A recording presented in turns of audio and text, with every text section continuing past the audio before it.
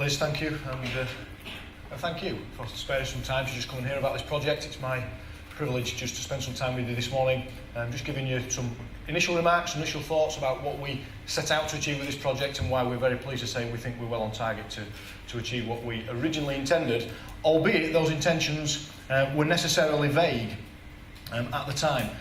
I think what you're going to spend time doing today is hearing from, as Liz said, some people who know a great deal about a project that has the potential to tell us a great deal. Now, I'm not one of those people. My qualifications in that respect lapsed some time ago, but I am qualified to tell you what we set out to try and do and why we put the project together in the way that we did, and just perhaps highlight some of the areas that I think are kind of most significant. When we set out to put this bid together, the only stat I can give you right off the top of my head without the help of anybody else is the kind of 31 million quid price tag that went with it, the 28 that we covered and the 3 million we've got at risk in the first instance. I think I'm right in saying, I'm pretty confident, that still remains the largest bid that's been put into that, into the Low Carbon Networks Fund process.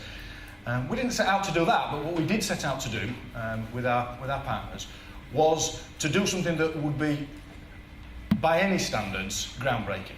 And I am absolutely convinced from the material I've seen so far on this project that we're going to get to that position. Now, could we tell you exactly every little detail? Of course not. Could we tell you where we'd be successful, where we'd struggle? No. Have we been surprised at some of the things we've learned about? Yes. We didn't expect to be able to come here and tell you, if you want to know a bit about how to deal with a company that goes into Chapter 11 bankruptcy just when you're about to get your hands on the biggest battery that's going to be installed in the UK. We didn't have that in mind when we started, but we're reasonably good at that too. Tons of other things come at you in a project like this that, as I say, I'd encourage you to probe the speakers today and get at what you want to learn, because there's a tremendous amount of information in there. But if I can just take you through my reflections, I think the first thing to talk about is the significant change that this project kind of plays a significant part in. And I'll try and just kind of unpack that for you in the next 10 minutes or so.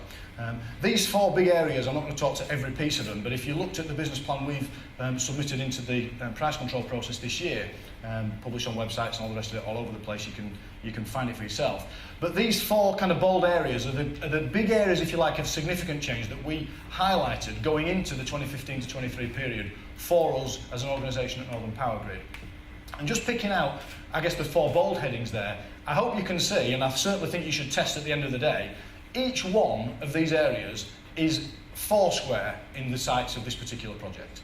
I can tell you now that this project is already giving me and my team a significant amount of confidence in terms of the assumptions that we're prepared to make, the risks that we're prepared to take in the 8-year period that starts 2015.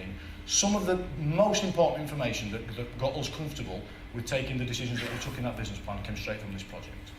Obviously, the first two, you don't have to be a genius to figure out that the whole kind of challenge for us to create smarter power grids and to make the best use of smart meters is a huge uncertainty, strategically significant to say the least, in our sector over the next decade or so. And this project has got a tremendous amount to say about that particular area. But also in the other two areas, we shouldn't be blind to it. I think they're a little bit second order, if you like, at first glance, but once you think about it for a minute, I think you can see the project is perfectly sighted at it. We figured out, and again, you don't have to be a genius to work it out, but during the 2015 to 23 period, by the end of that time, a significant proportion, maybe a majority, but I doubt it, of our customers will be what we kind of refer to as the millennials, the disgusting people who have got birthdays in the 80s and onwards, for whom their lives do not revolve around a relationship with providers like us that involve telephone calls and letters. That's just not the way that they expect to transact and to deal. They're not expecting to live in a world where nobody knows really how much energy they use and when. It just is not going to make sense to the kind of the Gen Y brigade. And we'll be dealing with those kind of people. At the moment, we're dealing with them by sending them through university or whatever we're doing, but they'll be the homeowners. They'll be the people running businesses. And they won't expect to transact with us in the way that we currently transact typically, particularly as a network company, with our customers. This period will see the end of, if you like, the very, very passive and clunky backwards and forwards that exists. One way or another, we can't tell you the detail of that, but we're convinced that in this particular 10-year window, we will definitely see a radical shift away from, as I say, the very kind of pedestrian backwards and forwards of information. It'll be a much more dynamic, behind-the-scenes, real-time flow of information about energy that's being used in the property, less directly relevant to us than it is, for example, to a retailer, but whether the lights are on, when they came back on, what the demand profile is saying about the well-being of the user in the home. All of these things are going to be cracked open by the application of, if you like, the information revolution, it seems to us, as it's applied to energy. Now, whether that will, in the end, pay for itself through people using a bit less energy or peak being shifted, we think there's a good case for that. But even if it doesn't, the wider societal benefits seem to us to be really quite engaging. And the project is already giving us sights and sounds of what that might just begin to look like. And then, as I say, at the end, and the project has really opened our eyes to this issue in a way that most other things just kind of have not done so. The fact that potentially some of these things that as engineers and people perhaps who are reasonably well off in life who just don't figure the impact of it being difficult to make ends meet for people out on our network. The fact that we may be able to say what for most of us perhaps is not a life-changing amount of money, but for some people is the difference between what people describe as heating and eating and all those kind of things. We think that there's a potential for, again, this kind of agenda, the smart grid agenda, the giving people of choice, more choice than they currently have, about when they use their energy and what impact that has on their lifestyle. Just maybe that can start to allow us as network companies to play the kind of role that society expects us to do in return for the natural monopoly that we've got, to trade in their societal space when, as I say, the contract that's expected of us in kind of social responsibility terms has moved, there's no question, and it's moving only in one direction. The project is giving us insights into all of those areas. I don't have time, neither am I qualified, to give you the best rundown of those this morning, but you've got some absolute top-class people today who are going to give you the insights that we have so far. So as I say, please work them hard. If I can drag you back onto my sort of stronger suit personally, around, if you like, projections of what it costs to run an asset base. For me, this slide is a real kind of, it tells the story really nicely. I'll just unpack it briefly if I may. The black stripe across the bottom there is the spend profile that we've proposed at this for this next particular period, the 15 to 23 period particularly, for the quote, smart grid expenditure. If you read our business plan, you'll see a number of £145 million. Knock off £4 million for training people. You've got around just north of 140 million in current prices that we're suggesting to spend. The layers on top of that basically show you what extra would have to be spent if different scenarios came true. Our proposition in black there is predicated on a reasonably kind of medium level take-up of PV, which is consistent with what we're already seeing out there on the network. It is consistent with a continued low take-up in the 2015 to 23 period of electrified heat and transport. It's not that we're saying it won't happen, we're just saying that we're not, if you like, insuring ourselves commercially via the customers for it not to happen. If it happens, we'll have to deal with it. What you see then in the red is the extra money we'd have to spend if there's a higher penetration in line with the DEC scenarios of electric vehicles. The dark grey then above it just tells you the difference between that and heat pumps. In other words, electric vehicles and heat pumps, not a lot of difference really. I mean, it's within the accuracy of the modelling, I would suggest. So you can see that one or other of those penetrations of heat or transport are game changers in terms of the amount that would have to be spent with smart grid solutions in order to put those connections onto the network. Our estimate is that in the 15 to 23 period, there's around about £32 million, as I say, it's within the modelling accuracy, of saving from traditional reinforcement through to smart grid solutions. Not a lot of money, you might say. But in either of those two step-up scenarios, high heat or high transport, the light grey on the top is what happens if you get high and high, a little bit more increase again. In either of those two cases, the savings from smart grid solutions are tenfold increase. 390 million is what the model throws out.